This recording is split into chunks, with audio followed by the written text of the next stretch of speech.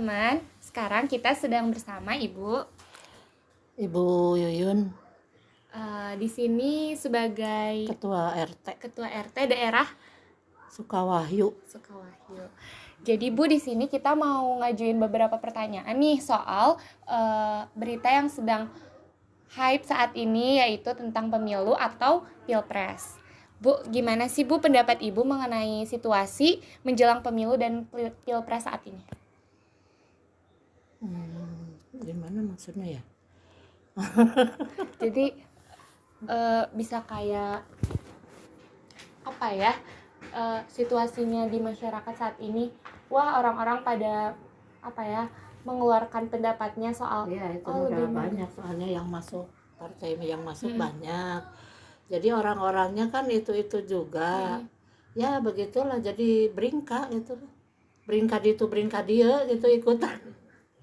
Jadi banyak yang ini ya Bu. Iya, banyak yang masuk sih partai-partainya nih. Jadi terkadang kan ada sosialisasi orangnya itu. Ada partai yang lain sosialisasi lagi orangnya itu juga. Jadi ya sebenarnya mah masih orang-orangnya itu juga sih yang ikut sosialisasi. Untuk ada nggak Bu anggota calon legislatif yang datang ke sini terus memberikan kampanye berupa apa gitu? Ada banyak pokoknya yang sosialisasi yang datang pasti gitu. Menurut Ibu sendiri di daerah sini bentuk kampanye itu seperti apa sih? Yang nggak kampanye sih di sini mah paling sosialisasi Sosialisasi aja. kasih penerangan bagaimana cara kita mencoblos kan gitu, surat suara itu. Menurut Ibu model kampanye tersebut cocok nggak Bu di daerah masyarakat sini? Ya kalau di sini ini bukan kampanye sih, kampanye mah paling keluar. Maksudnya kayak sosialisasinya di sini Iya. cocok. Paling satu lagi, menurut Ibu pemimpin seperti apa yang diharapkan masyarakat untuk Indonesia? Ya yang bisa mengayomi masyarakat, ya ekonominya murah gitu ya, yang dipingin mah itu aja sih kebanyakan. Oke, jadi ini teman-teman soal pemilu dan pilpres saat ini. Terima kasih ya, terima kasih ya Ibu sudah mau diwawancara.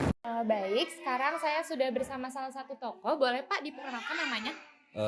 Nama saya Haji Nandang Setiawan, Ketua RW 15 Kampung Sukawahyu, Kelurahan Setiamanah, Kecamatan Cimahi Tengah, Kota Cimahi. Oke, Bapak, jadi maksud tujuan saya untuk mewawancara Bapak kali ini mengenai pemilu, pilpres, dan caleg saat ini ya Pak. Kalau boleh tanya, menurut Bapak sendiri gimana sih Pak situasi menjelang pemilu dan pilpres saat ini? Kalau situasi di masyarakat Iya, ya khususnya betul. di Kampung Sukawahyu, RW 15 Kelurahan Setiamanah, setiap rumah, setiap RT, setiap individu, bahkan satu rumah pun mereka masing-masing punya pendapat dan punya pilihan sendiri-sendiri, tidak sama. Dan itu memang mungkin hak asasi manusia ya.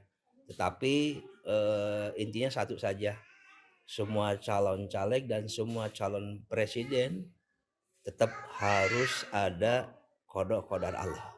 Itu yang paling terakhir.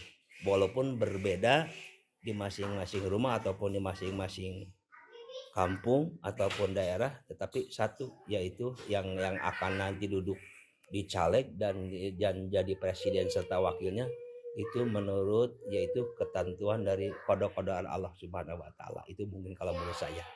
Oke, lanjut ke pertanyaan selanjutnya. Menurut Bapak sendiri, strategi capres dan caleg dalam memenangkan kontestasi saat ini tuh sudah sesuai apa belum? Atau bagaimana sih strategi mereka menurut pandangan Bapak? Kalau menurut saya, mereka kan mengadu, menjual, membeli ide dan gagasan. Kalau saya sih kurang senangnya apa? Karena selalu mengungkit kejelekan orang lain. Itu saja. Karena pada dasarnya silakan saja bersaing, tetapi jangan menjelekkan orang lain, keburukan orang lain. Karena itu merupakan suatu gibah kan. Jadi di agama juga melarang. Sehingga mengakibatkan masyarakat itu bergomplok-gomplokan. Bahkan mencontohkan untuk kata orang Sunda jadi pasea gitu. Nah itu kalau menurut saya pribadi. Tapi ya menurut mereka nggak tahu sih, menurut mereka orang pintar, untuk menurut saya orang yang bodoh gitu. Kurang baik kalau menjadi seorang pemimpin terus menjelekan pemimpin yang lain. Itu saja. Oke. Selanjutnya, menurut Bapak banyak nih kan Pak terpasang nih poster-poster seperti itu kan sebagai bentuk kampanye ya Pak. Ya. Menurut Bapak nih model kampanye yang cocok untuk masyarakat sekitar agar bisa menarik perhatiannya itu seperti apa sih Pak model kampanyenya? Sebagusnya kalau menurut saya pribadi, memang untuk dikenal dan dipilih orang, mereka berhak untuk berkampanye di tiap kampung ataupun wilayah. Tetapi lebih bagus mereka itu izin dulu kepada ketua RW-nya dan ketua RT-nya, bahkan mungkin tokoh masyarakat, bahkan mungkin yang punya rumah, karena secara tidak langsung mereka sudah memapang poster-poster walaupun itu hak mereka. Yang lebih bagus tadi yaitu datang ke RT RW-nya, baik yang di depan rumahnya, Pak saya mau masang poster, mudah-mudahan dengan sosialisasi saya ada ridho Allah Subhanahu wa taala ingin mencalonkan jadi caleg maupun DPRD provinsi ataupun RI. Itu kalau menurut saya. Jadi izin dulu kepada RT, RW, bahkan yang punya rumah. Lebih bagus lagi bersosialisasi dengan masyarakat. Jadi masyarakat itu bisa mengenali calon dari legislatif maupun ataupun yang lebih besar yaitu capres mungkin. Jadi dengan mereka mengkampanyekan kepada masyarakat, mereka tidak hanya tahu dari foto saja ya Pak? Iya, gitu. Oke, selanjutnya Bapak sendiri sudah nonton debat capres yang ronde ketiga itu ya Pak? Saya nonton hanya separoh-separoh. Karena tadi pertamanya saya tuh kurang kesatu menyimak, tapi kurang respon. Karena salah satu ataupun yang lainnya ini debat saling menjelekkan dan saling menjatuhkan. Saya kurang suka, makanya nggak nonton. Karena kurang suka. Karena ada saling menjelekkan dan saling menjatuhkan. Untuk saya pribadi, saya kurang suka. Silakan saja menjual ide ataupun gagasan yang lebih baik demi kepentingan masyarakat, tapi jangan menjelekkan seseorang ataupun calon yang lain. Itu kalau menurut saya pribadi. Satu lagi nih Pak, pertanyaan terakhir. Menurut Bapak, pemimpin apa sih yang cocok untuk Indonesia saat ini? Kalau menurut saya, yang penting jujur gitu. Dia berani berbuat, bertanggung jawab, dan ingin mensejahterakan masyarakat demi kepentingan rakyat dan orang banyak, bukan kepentingan pribadi. Itu saja. Terima kasih banyak ya Bapak sudah diwawancara. Terima kasih. Jadi teman-teman, di sini saya sama pendeta di gereja saya. Jadi silakan perkenalkan nama Bapak. Baik, Shalom. Saya Pendeta Hasian BMS Purba Sarjana Teologi. Saya adalah pimpinan jemaat HKBP Jalan Lurah Cimahi. Sebagai pimpinan jemaat tentu HKBP Cimahi Jalan Lurah disebut dengan resort dan saya adalah pendeta resortnya. Peran Bapak di sekitar gereja ini sebagai apa? Ya, dalam hierarki gereja HKBP, saudara-saudara, maka salah satu pendeta akan memangku jabatan sebagai pimpinan jemaat, dan dalam tugas tanggung jawab sebagai pimpinan jemaat telah diaturkan dalam aturan peraturan HKBP untuk menjalin hubungan dengan masyarakat, menjalin hubungan dengan pemerintah, dan tentunya juga memimpin lingkup di internal gereja HKBP sebagai pimpinan jemaat. Lalu langsung aja masuk ke pertanyaan yang pertama. Bagaimana pendapat Bapak mengenai situasi menjelang pemilu dan pilpres saat ini? Ya, tentu saudara-saudara, dalam beberapa hari lagi kita akan menjelang atau sampai tiba pada hari yang sangat menentukan dalam kedaulatan rakyat Republik Indonesia, hak kita untuk menetapkan dan menentukan pemimpin kita di masa yang akan datang. Pemilu dalam menetapkan presiden dan wakil presiden, anggota legislatif di DPR RI dan di DPR tingkat daerah, dan juga Dewan DPD dari utusan Jawa Barat. Maka saya mengira bahwa kita sangat berharap setiap tahapan itu bisa dilaksanakan oleh para pemangku jabatan dengan baik, dengan benar, dan mudah-mudahan seperti yang diharapkan oleh para pimpinan rohani, para rohaniawan, tokoh-tokoh agama, pemilu ini bisa berlangsung dengan aman, jujur, dan adil, supaya setiap warga negara boleh menyampaikan aspirasi politiknya dalam pemilu yang akan datang. Kami juga sebagai tokoh agama menghimbau supaya kita menjaga keberagaman, menjaga keamanan, dan juga ketertiban dalam segala hal menyangkut kampanye dan juga menyangkut pemilihan umum yang akan kita songsong di hari 14 Februari yang akan datang. Baik, pertanyaan selanjutnya, bagaimana menurut mereka mengenai strategi capres dan caleg dalam memenangkan kontestasi? Ya, saya kira sebagai calon yang mengikuti kontestasi politik saat ini, baik presiden dan wakil presiden maupun para calon legislatif di negara kita, hal yang paling inti dari kami para rohaniawan adalah mari kita berusaha untuk memaparkan visi dan misi kita ke tingkat masyarakat dengan elegan, dengan arif, dan tentunya berusaha mengambil hati rakyat supaya dengan pendekatan dan sosialisasi yang tepat itu tadi, masyarakat bisa menilai, bisa melihat mana calon yang akan menjadi representasi hak politik mereka di pemilu yang akan datang. Intinya bahwa berusahalah untuk mengambil hati rakyat dengan bersosialisasi dan memperkenalkan visi dan misi ke masyarakat itu.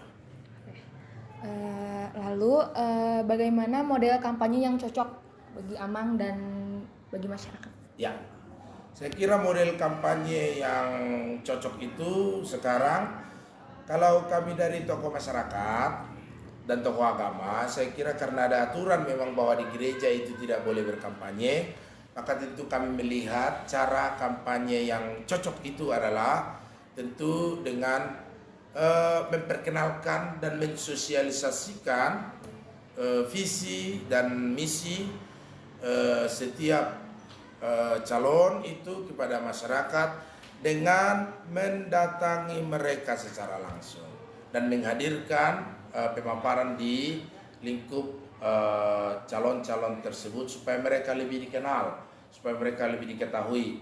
Bahkan jika memungkinkan ada ikatan yang bisa mengikat mereka dalam pemilihan ini nantinya, supaya selesai pemilihan legislatif itu tidak meninggalkan para konstituennya. Gitu. Lalu kan di dalam gereja ini pasti ada beberapa yang ikut dalam Calon. partai atau partai-partai berikutnya. Ya. Apakah partai-partai tersebut ada sosialisasi dengan Amang atau bagaimana untuk mengajak warga-warga yang ada di gereja ini untuk mengikutinya atau gimana? Ya, ada. Kalau khusus di gereja Kabijalan Lurah di tahun ini memang tidak ada jemaat yang menjadi calon legislatif yang mempersembahkan dirinya untuk mengabdi sebagai calon legislatif.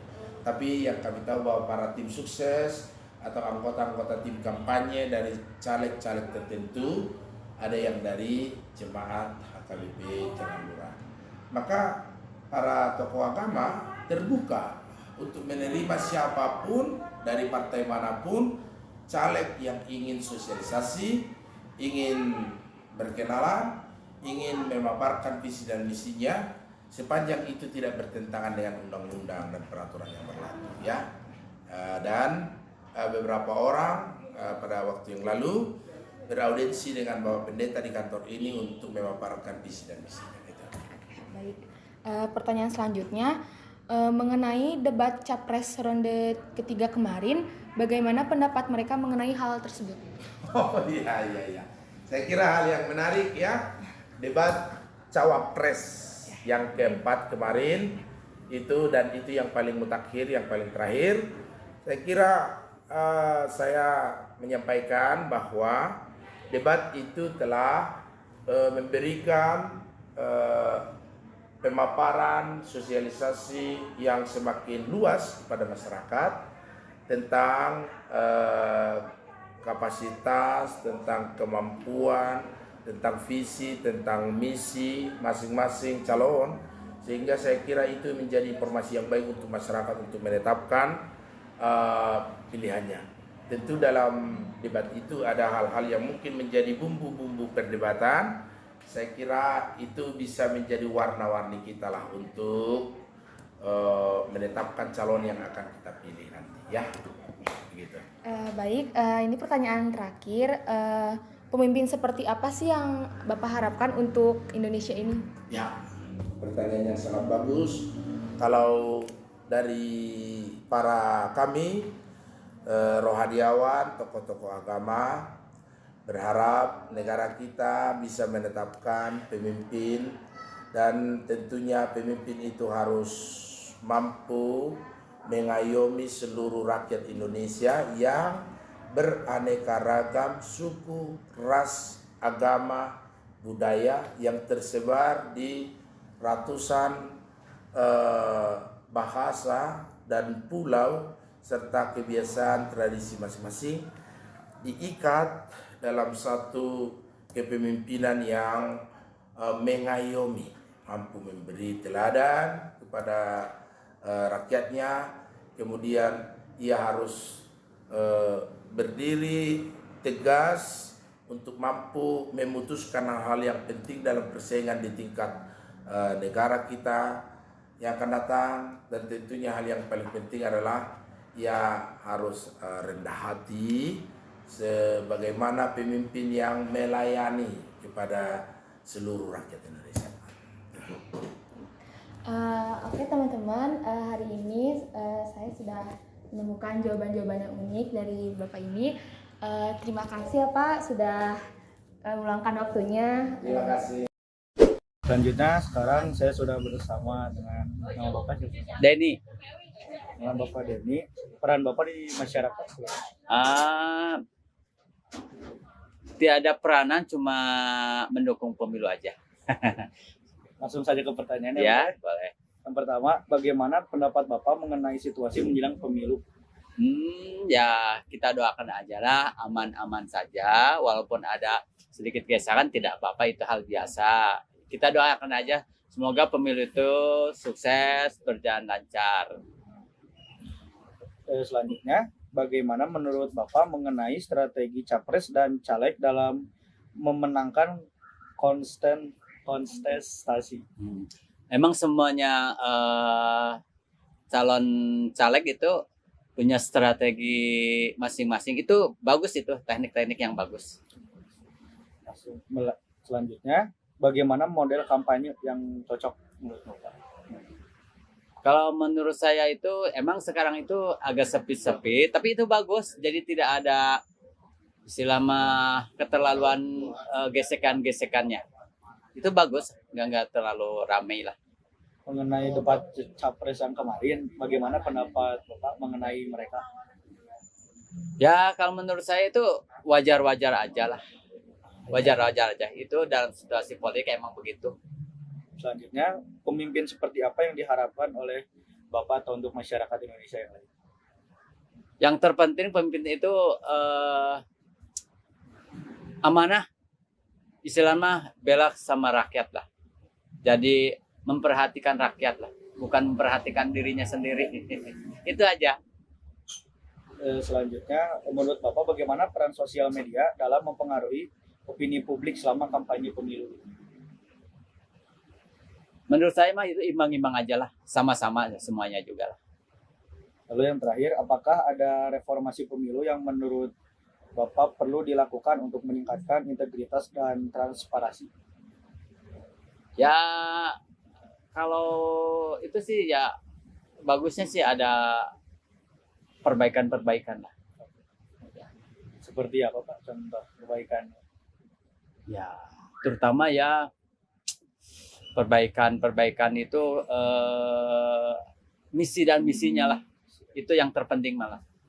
Juga pelaksananya bukan hanya sekedar misi dan misi aja kayak bohong-bohong aja. Yang terpenting pelaksanaannya. Ya, sudah selesai. Terima kasih Pak. Ya. Halo teman-teman, jadi saya di sini sudah bersama narasumber saya dengan siapa? Perkenalkan, nama saya Fabian, biasa dipanggilnya Bian. Untuk saya sekarang saya bekerja di Kopi Butik Cimahi dan sebagai barista. Oh iya, sekarang kan sedang ramai banget nih mau pemilu 2024 ya. Saya mau nanya dong pendapat Masnya, bagaimana sih model kampanye yang cocok buat saat ini? Menurut saya pribadi gitu, buat model kampanye dari 3 cawapres ini, yang pasti sih nggak ada kericuhan ya. Terus kayak bikin onar apapun itu. Terus kayak kampanye tuh yang apa ya, yang gak terlalu berlebihan juga. Soalnya sekarang banyak kampanye-kampanye yang berlebihan. Terus siapa tahu ada yang nyogok juga, saya gak tahu, mungkin ada. Ya kayak gitu sih, jangan terlalu berlebihan aja. Lalu peran media sosial dalam mempengaruhi opini publik selama kampanye pemilu apa saja sih? Pasti kan ada kelebihan dan kekurangannya. Buat kelebihan kekurangannya paling nggak banyak ya yang saya lihat. Buat kelebihannya paling dari saya pribadi bisa saling bertukar pikiran walaupun kita nggak ketemu gitu, kayak bisa beda pendapat, diskusi dan lain-lain. Dan untuk kekurangannya, karena di medsos siapapun bisa apa ya, mengeluarkan opininya masing-masing, itu bisa terjadi konflik atau miskom yang bisa jadi saling provok lah gitu. Itu sih kekurangannya. Sekian, terima kasih. Oke, sekarang kita sedang bersama Bapak siapa Pak?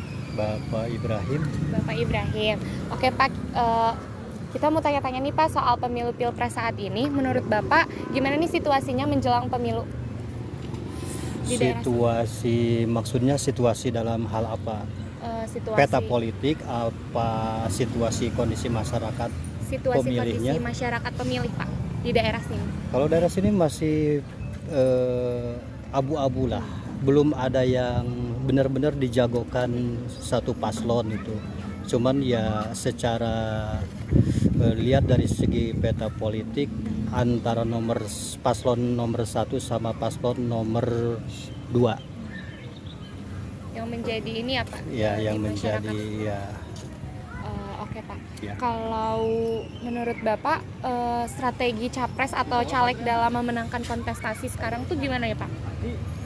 Strategi mereka sudah cukup baik atau bagaimana? Monoton sih dari dulu-dulu gitu-gitu aja. Cuman janji-janji politik aja. Oke. Menurut Bapak nih banyak kan poster-poster seperti caleg, capres kayak gitu. Ya. Menurut Bapak model kampanye apa sih yang cocok untuk menarik minat masyarakat gitu?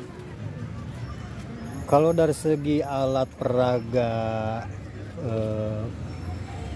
kampanye ya, yang lebih cocok itu jangan terlalu bikin banyak spanduk di pinggir jalan, apalagi akan merusak pemandangan lah. Harus di tempat-tempat yang benar-benar di tempat pemukiman gitu kan. Harus, kalau di jalan itu kurang-kurang efektif sebenarnya. Terus pendekatan si caleg itu kepada masyarakat itu harus benar-benar gitu kan, bukan memasang poster aja. Jadi merusak ya Pak ya, banyak Iya, poster-poster merusak tatanan seperti itu. lingkungan lah. Betul. Sebelumnya Bapak sudah nonton ini debat capres yang ketiga, ronde 3. Udah. Ya, menurut Bapak gimana nih Pak pendapatnya saat debat tersebut? Banyak nih opini-opini masyarakat mengenai capres-capresnya. Iya, dari segi kelugasan, terus dari segi wawasan, dari segi kepemimpinan, yang menurut saya ya, nggak tahu kalau menurut orang lain kan, yang lebih signifikan, yang lebih pas, lebih cocok paslon nomor. Menurut Bapak apa perlu ada reformasi pemilu yang perlu dilakukan untuk meningkatkan integritas dan ketransparan di Indonesia? Ya kalau masalah itu mah perlu nggak ada perombakan gitu, kayak metode pemilunya seperti apa gitu? Kalau pemilu mah udah betul kayak gini ya secara itu, cuman ya nggak lepas dari itu juga sih, karena ya dari dulu tetap aja gitu. Justru yang lebih canggih itu di Indonesia, sebelum pencoblosan udah pada tahu siapa pemenangnya. Apalagi nggak seperti di negara lain kan. Kalau di negara lain seperti Amerika 1 jam setelah pemilihan baru diketahui si pemenangnya. Terus ada lagi yang di negara apa 1 minggu setelah pemilihan baru ada pemenangnya. Tapi di Indonesia 2 bulan sebelum atau 6 bulan sebelum pencoblosan udah ada pemenangnya. Jadi udah nggak apa, udah rahasia umum lah kalau di Indonesia. Jadi itu udah tidak transparan begitu ya, ya Pak? Itu mah kalian sendirilah yang menyimpulkan bagaimana lah. Kalian kan sebagai apa generasi yang akan datang gitu kan, pasti melihat dari segi ya contohnya dari tahun 2019 kan ada kejanggalan masa 500 sekian orang anggota KPPS meninggal, ada apa gitu. Itu ya. Terus waktu Prabowo pingin apa menggugat ke MK, masyarakat udah mati-matian membela dia, kok dia malah membelot gitu kan. Mengkhianati, justru dia sendiri yang mengkhianati masyarakat. Berarti mungkin itu ya Pak yang perlu dibenahi atau perlu ada reformasi kembali. Banyak sih yang harus direformasi mana. Kalau untuk Bapak sendiri nih Pak, terakhir, pemimpin apa sih Pak yang cocok untuk Indonesia? Semua orang pasti menginginkan pemimpin yang amanah lah, yang jujur, tidak mementingkan golongan, tidak mementingkan partainya gitu, justru mementingkan masyarakatnya gitu. Oke, terima kasih Bapak sudah diwawancara. Terima kasih. Waalaikumsalam. Selanjutnya kita akan bertanya kepada Gaswani. Bagaimana pendapat Anda mengenai situasi menjelang pemilu Capres saat ini? Menurut saya situasinya bisa dikatakan tegang karena ada beberapa pihak juga yang berusaha untuk agar orang yang dia pilih itu terpilih. Seperti contohnya sengaja untuk menyudutkan nomor sekian atau sekian. Lalu selanjutnya, bagaimana model kampanye yang cocok dilakukan di daerah sekitar kita? Kalau menurut saya yang cocok seperti bersosialisasi atau menjelaskan ulang seperti visi dan misi apa yang mereka rencanakan itu. Jadi dijelaskannya langsung ke masyarakat, seperti langsung dipraktekkan lagi lah. Lalu bagaimana menurut Anda sendiri mengenai strategi Capres yang setelah dilakukan? Menurut saya strateginya sudah bagus. Sudah bagus? Ya, sudah bagus. Selanjutnya, nonton debat kemarin? Tidak menonton. Selanjutnya, pemimpin seperti apa sih yang diharapkan oleh masyarakat Indonesia saat ini? Menurut saya pemimpin yang diharapkan oleh masyarakat Indonesia yaitu pemimpin yang tentunya jujur, amanah, dan bekerja. Tidak ngomong doang ya? Ya, tidak hanya berbicara. Lalu untuk Anda sebagai kaum milenial nih, peranan media sosial dalam mempengaruhi opini publik bagaimana? Mempengaruhi, menurut saya sangat mempengaruhi. Kenapa? Karena peranan media sangat. Karena banyak yang ini ya. Memancing mungkin. Bisa banyak yang memancing untuk mengeluarkan opini masyarakat. Lalu selanjutnya yang terakhir nih, apa ada nggak revolusi pemilu yang ingin dilakukan untuk meningkatkan integritas dan transparansi? Menurut saya sudah cukup bagus. Oke, terima kasih Kak Sandi. Ya, siap.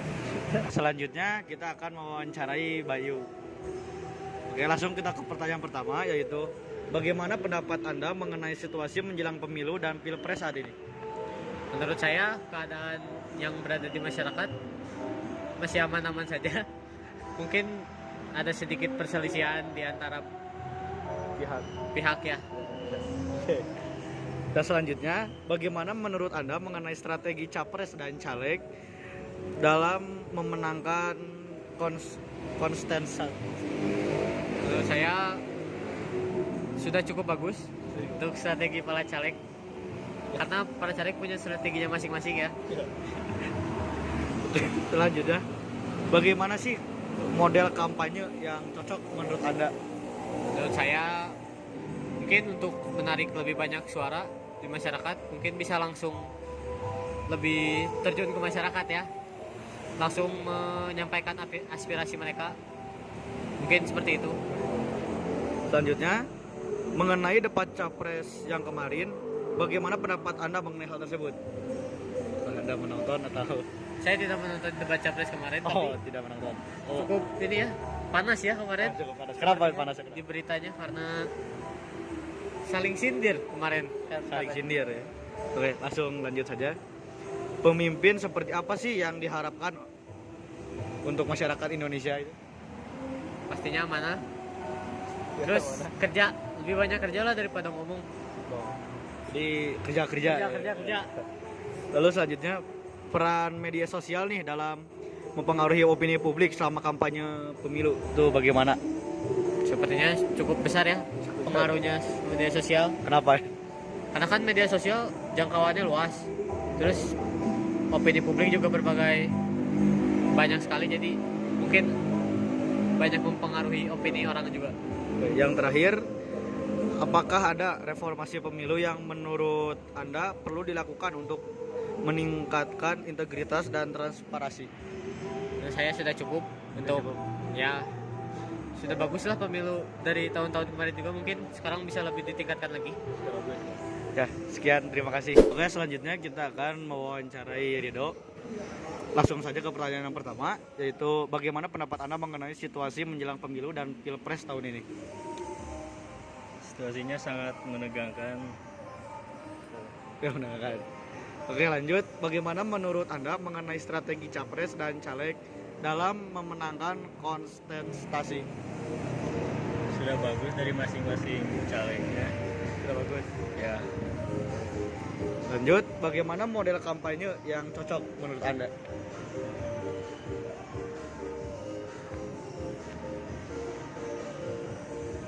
Yang lebih dekat dengan masyarakat. Lebih dekat masyarakat. Oke. Selanjutnya, pemimpin seperti apa sih yang diharapkan untuk masyarakat Indonesia?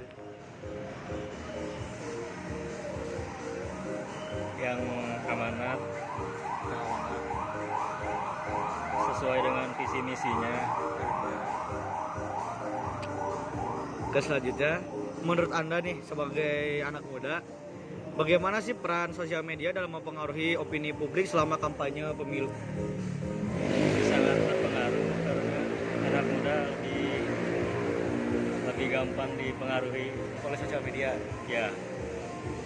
Terakhir, apakah ada reformasi pemilu yang menurut Anda perlu dilakukan untuk meningkatkan integritas dan transparansi? Sudah cukup bagus. ya, bagus.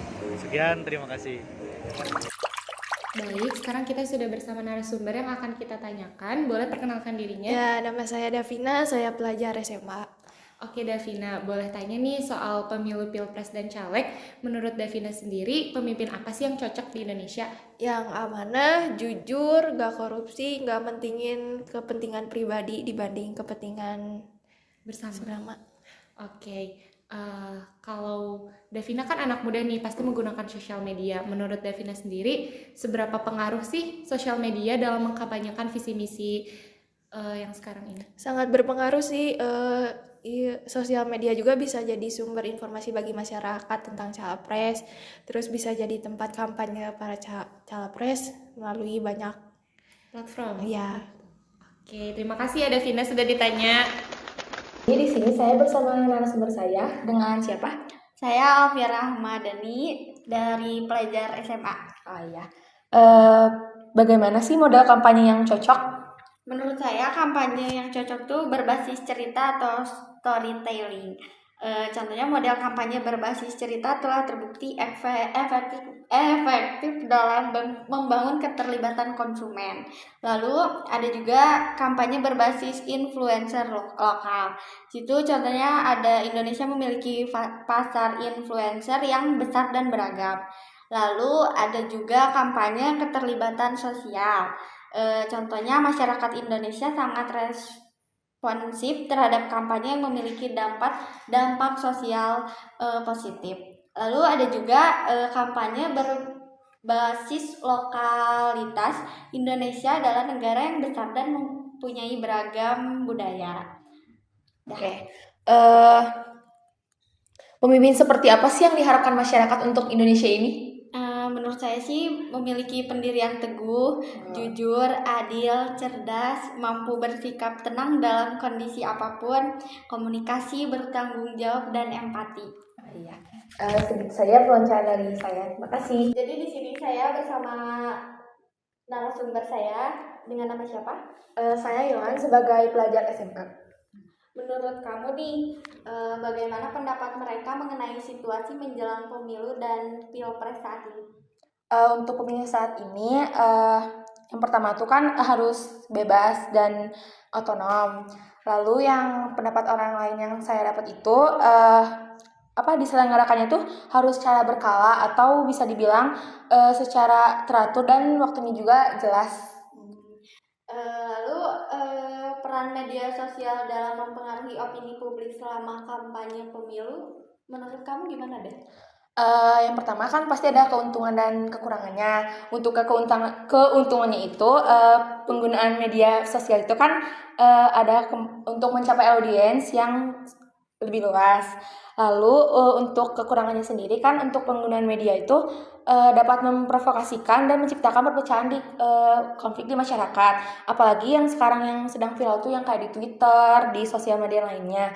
Jadi yang menyebarkan isu-isu yang sensitif itu dapat memicu dengan aksi tindakan kekerasan dan melibatkan kelompok-kelompok yang berbeda.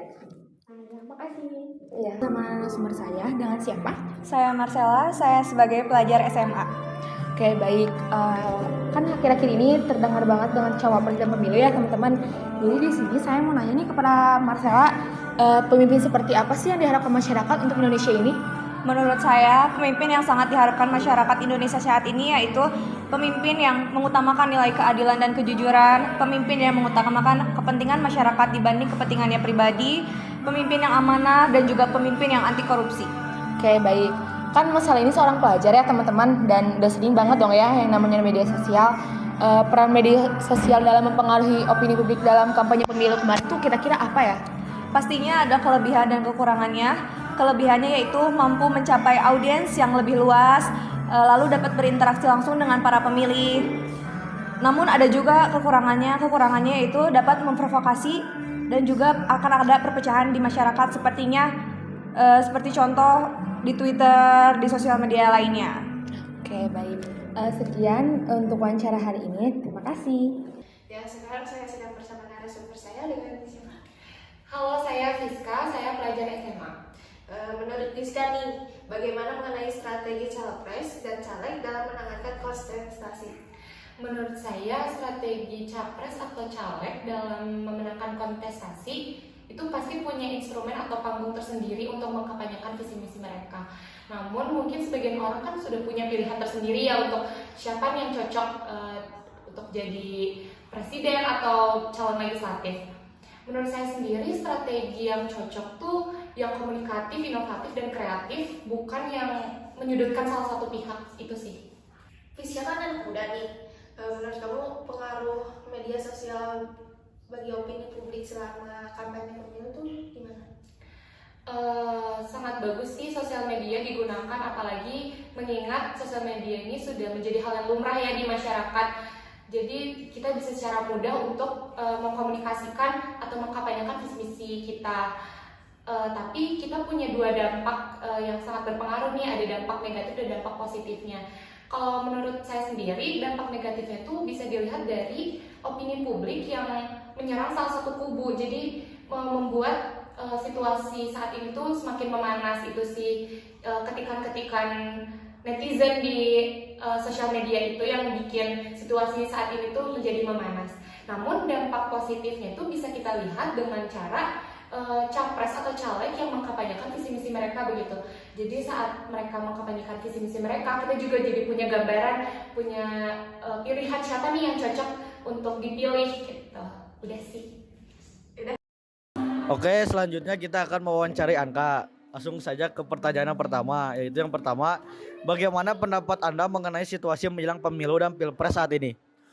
Banyak kemacetan. Yang keempat, yaitu bagaimana menurut Anda mengenai strategi capres dan caleg dalam memenangkan kontestasi? Terlalu kuno. Kenapa itu? Alasannya apa? Karena menggunakan hal-hal yang dulu nggak ada apa namanya teh? Variasi baru. Oke. Lanjut, bagaimana model kampanye yang cocok menurut Anda? Mungkin dengan kampanye langsung ke masyarakat. Oke. Selanjutnya mengenai debat kemarin nonton mengenai debat yang terakhir kemarin, bagaimana pendapat Anda mengenai hal tersebut? Ketiga wakil cawapres debatnya tidak asik, saling menyerang, saling menghina gitu ya. Jadi kayak bukan debat. Bukan debat. Oke. Selanjutnya, pemimpin seperti apa sih yang diharapkan untuk masyarakat Indonesia itu? Seperti saya yang disiplin, baik, jujur, adil. Oke, boleh lah. Oke, khusus Anda kan anak muda gitu. Menurut Anda peran media sosial dalam mempengaruhi opini publik itu selama kampanye bagaimana? Sangat berpengaruh, soalnya banyak ada yang di-cut, jadi bisa mempengaruhi salah satu pihak. Oke. Pertanyaan yang terakhir yaitu, apakah ada reformasi pemilu yang menurut Anda perlu dilakukan untuk meningkatkan integritas dan transparansi? Nggak tahu. Serius? Tahu.